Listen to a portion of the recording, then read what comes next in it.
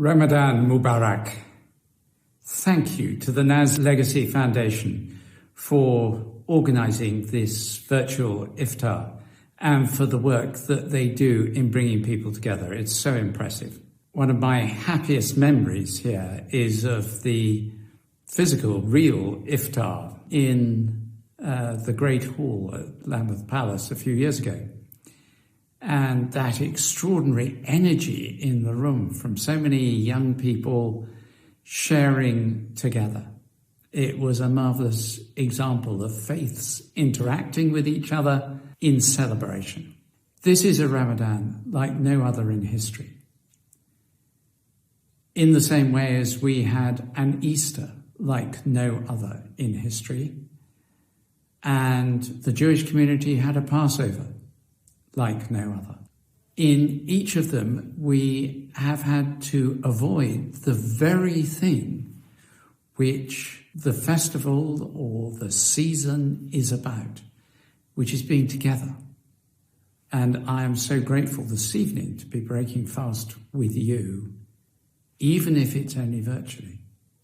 We're having to learn as Christians through Lent and through Easter that we can worship at home. We're relearning that sense of faith in the home, which is so essential in all our faiths. It doesn't mean we're not outward looking. So many mosques are feeding people, so many churches, so many synagogues are reaching out to feed people. I know the old Kent Road Mosque of the Muslim Association of Nigeria, where I had the happiest and most memorable of iftars a couple of years ago. Oh, I just so enjoyed it. There, they are feeding so many people in these hard times. What a wonderful gift the faith communities are to this country. They reach out of the overflowing love of God and compassion for the poor. I should say I am so grateful too for the contribution of Muslim nurses, doctors, administrators, porters, chaplains within the NHS and many other professions. The work they're doing is extraordinary, and we need to bear in mind that there seems to be a disproportionate loss of life among those of black and minority ethnic background in this pandemic in this country. And in the NHS, we've seen some wonderful, heroic people giving their lives. Let that never be forgotten. I'm especially aware of the burden on those working under such conditions in the NHS during Ramadan who are of Muslim faith. They are in my prayers.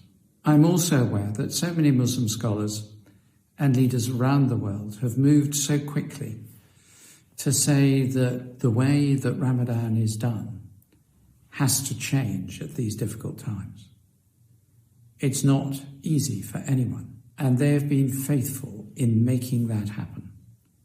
I am so grateful for that, because we are all sharing as faith leaders in the essential need in this country to say, stay at home, protect the NHS, save life.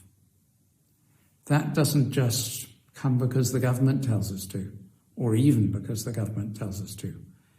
It is because God tells us that this approach is that reflects the very nature, the compassion and grace of God.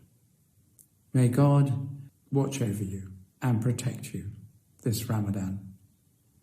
And thank you again for this iftar.